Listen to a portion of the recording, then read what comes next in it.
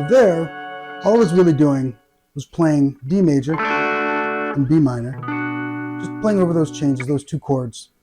They're the relative major and minor in that key of D major and B minor. And I was also only playing the notes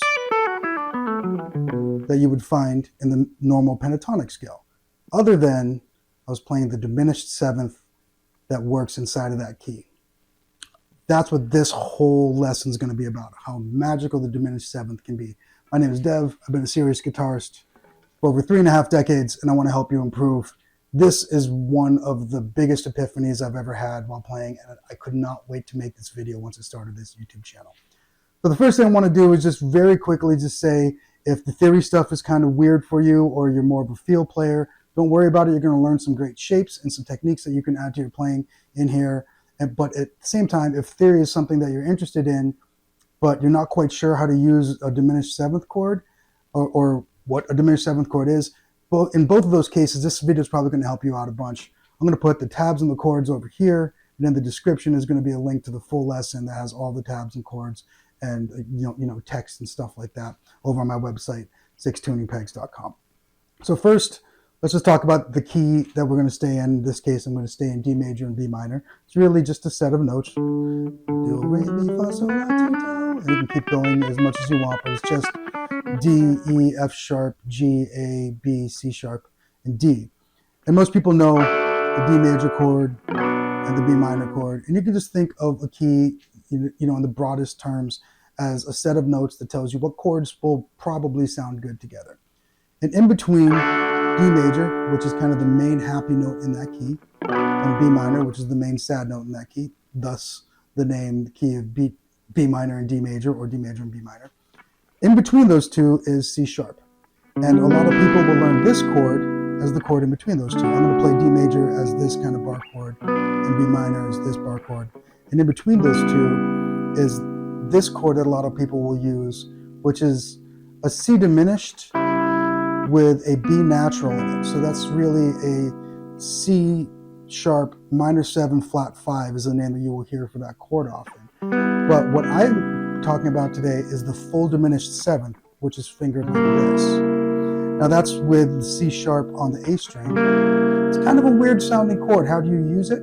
Well, you don't use it as something that is the resolution that leads to resolve either to being happy, or it begs to be resolved, just in general, it begs to be resolved either to something happy or something sad. And so you can use it as a way to transition to either the relative major or the relative minor. You can use it in many other ways, but in probably the first form of being able to use it, this is one of this is the simplest way that I could think of to explain it.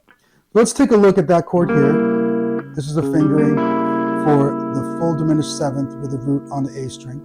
And I also want to show you a fingering for it, because I used this in the intro, with a root on the D string. These are the same notes, just an octave higher. Same way that this and this are an octave higher. So I want to talk about how one of the properties of the intervals in this chord, actually I'm going to show you the properties now so that you can just kind of start playing it. But if you aren't familiar with these fingerings yet, I would say go ahead and take a couple moments right now, pause this, and get familiar with both of the fingerings, and then we'll start using them kind of immediately next. All right, so since you're back, one of the most amazing things about the diminished seventh chord is that you're not going to have to change your fingerings when you're playing inversions. To show what I mean, let's play an open D chord. And then if you know your triads, D here is, well, in all cases, is D, F sharp, and A. I also have an open D chord, or open D string, as kind of a root to hold things together. Now I can also play a D chord here. That's also D, F sharp, and A. I can play it here, D, F sharp, and A. I can just keep going up. Hopefully you can hear that those are all the same chord. Now you can see that the fingering is changing at each position. Let's do that again with the relative minor of B minor. That's one B minor. My fingers get really jammed up here, but that's B, D, and F sharp. B, D, and F sharp. B, D, and F sharp, and another B. So You can see how I'm playing the same chord, but I have to change my fingering pretty drastically as I get from one to the other. Now let's take a look at this C sharp diminished chord. C sharp, E, G, B flat. I'm going to move that down 3 frets. C sharp, E, G, B flat. Another 3. C sharp, E, G, B flat. You're getting this, right? Another 3. So without changing the fingering, was the wrong fret. Without changing the, so that was a different chord. Without changing the fingering,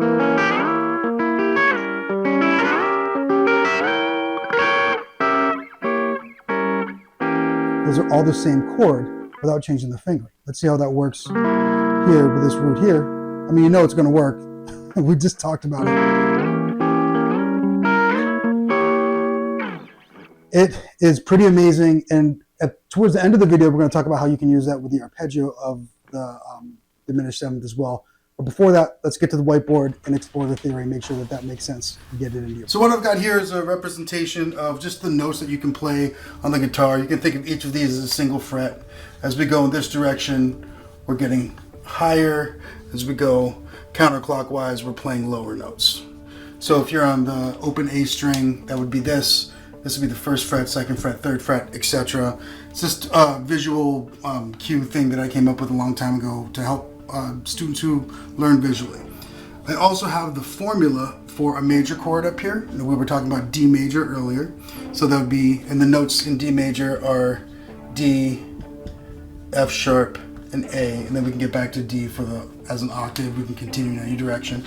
And we also looked at inversions of those. As long as you're playing these 3 notes in any order, it's still a D major chord. If you remember, I was playing the open D string kind of as a root, and then I was inverting these and played 3 different inversions of the D major chord. So let's take a look at how we can create a major chord, and this specifically D major we'll stick with here. D is our root. Our major third is going to be 4 steps up. That's what this 4 is for. 1, 2, 3, 4. It's going to be F. That's our F sharp. Then we'll go 3 more steps to get to A. 1, 2, 3 to A. Then we get 5 more to get back to the octave. And so that is a formula we can use for D major. Now, as I turn this, for each chord, for D flat, it'll be D flat, F, and A flat. C will be C, E, and G. And you can see how for all 12 notes, there are a different chord. There is a different chord.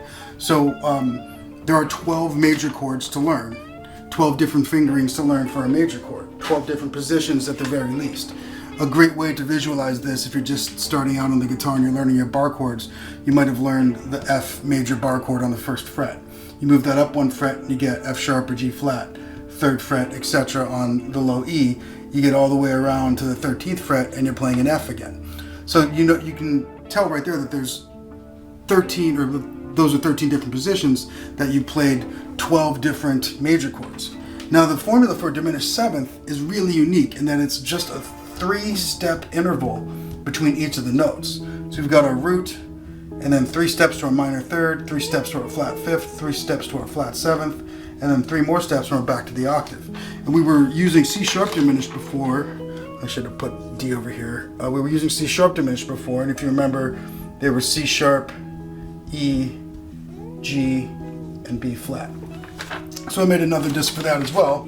Let's put this up here with a root on C sharp. We'll see the root is on C sharp. We move 3 steps over to E, 3 more steps over to G, 3 more steps over to B flat, 3 more and we're back at C sharp. Now one of the most amazing things that it was a huge epiphany for me when I was playing. Started turning this just by mentally, and I started saying, okay, so D, F, A flat, and B is D diminished. Let's go to E flat. We got E flat, G flat, A, and C. Now if I go over to E, I've got E, G, B flat, and C sharp. Those are the same notes as C sharp diminished. E, G, B flat, and C sharp. Here I'm using E as the root, but as we talked about before, that's just an inversion of this chord.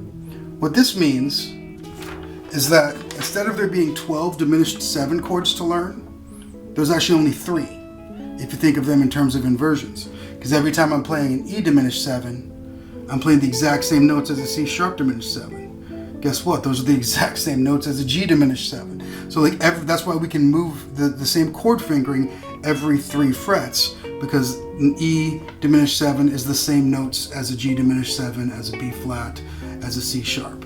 And once you learn all the positions, once you can just understand that this is an E diminished 7, you also have memorized G, B flat, and C. Same if you learn where B is. You've also learned where D and F and A flat are. Let's get back to the guitar, not just for the chords either, but for the arpeggios, which you can kind of play as scales. So let's get back to the guitar and take a look at that, because it is awesome. Right, we talked earlier about how you can take a diminished 7th chord and without changing its fingering, move it around, and then resolve to a relative major. Or we can take the same chord and resolve it to a relative minor without having to change our fingering. And since the diminished 7th chord doesn't really resolve at all, it really helps build tension, and it lets the users and other people with whom you're playing know that you're going to be resolving relatively soon.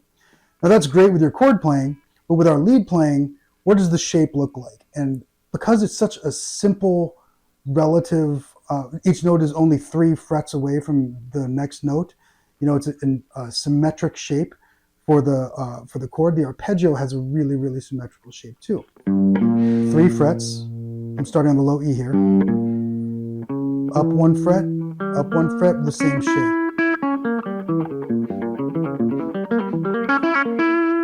And guess what? I can move it up 3 frets. Same scale, right? Here, D, C sharp, guess what? B flat, G. B flat, C sharp, E, G.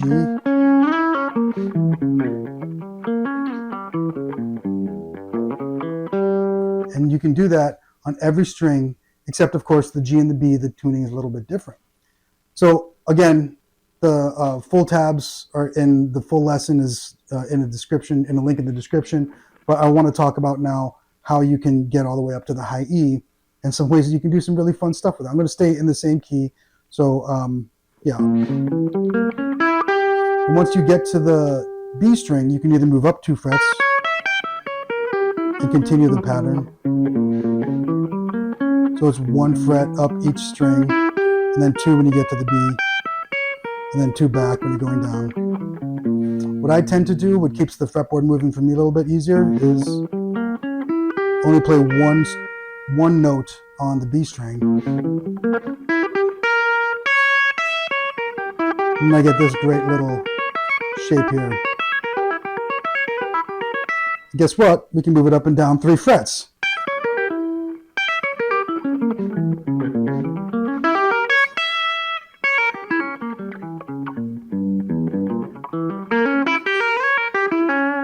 And that's always going to work. It's the same chord. Actually, let me go ahead and freeze our C sharp diminished here.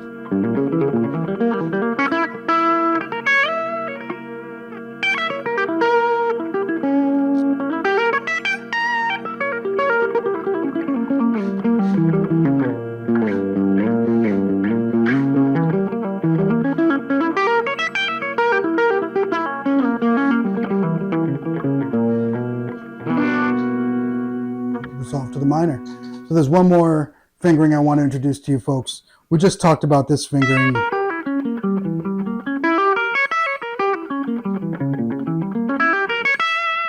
And that's a great fingering and I love it, but there's one that I learned from Jason Becker in Air, or at least from a transcription I read of it when I was young, which is like this. And then instead of shifting down here, instead of going down, I go. Which works great with triplets, as you're hearing there, and I don't have to shift positions. I just introduce a bit of a stretch with my pinky. Depends on which is more comfortable for you. I love using that, and Jason Becker is a worthy hero. Happy birthday, Jason. Okay, so how do we add this to our playing? In keeping with our key of the day of D major and B minor. Minor, I almost wrote binor. Let's take a look at those notes that are in there. We've got, I'll just mark them up here. We've got D, that's our first note, E, F sharp, G, A, B, oops, that's 6. Our 6th note, not our 7th note. And our 7th note is going to be C sharp, which is our diminished. So if we play this as our diminished 7th, which we've been doing this whole time, C sharp diminished 7, let's just take a look at its relationship to our major root and our minor root. It's one step behind our major root, and it's 2 steps behind or ahead of our minor root. So if you're not familiar with the natural number system, there's plenty of videos that will explain that to you. But the idea is that in the key of D major and B minor, we've got the notes of D, E, F sharp, G, A, B, and C sharp. And those chords are going to be D major, E minor, F sharp minor, G major, A major, B minor, and C sharp diminished. And so we can sing as 1st, 2nd, 3rd, 4th, 5th, 6th, 7th, thus the 1 through 7 here. The major chords are large Roman numerals, the minor chords are small Roman numerals. Again, there's many other places to check that out, but the diminished is the one on which we're focusing today. And here, if we play the diminished 7th, starting 1 fret behind anytime that we see our major root, or 1 fret, or 2 frets, I'm sorry, let me say that again. If we play our diminished 7 either as a chord or starting our arpeggio shape 1 fret behind our major root or 2 frets ahead of our minor root, it will work inside of this key at any point in time. And then you can move those in 3 frets, in 3 fret increments in any direction, up or down the fretboard. It takes a bit to kind of get this flowing and working, but once you do, again, I promise you, like, it will do some really cool stuff for your playing, and I can't wait for you to be able to add this. You know, diminished 7s can take a while to figure out. It took me a while to figure out how to play them, let alone how to use them in a way that didn't seem like I was overplaying or it was like awkward for the situation. But once I did, and I guarantee you once you figure out how it is appropriate to use in your music, there's no other musical tool that you will have that will add the same types of interest and color to your music.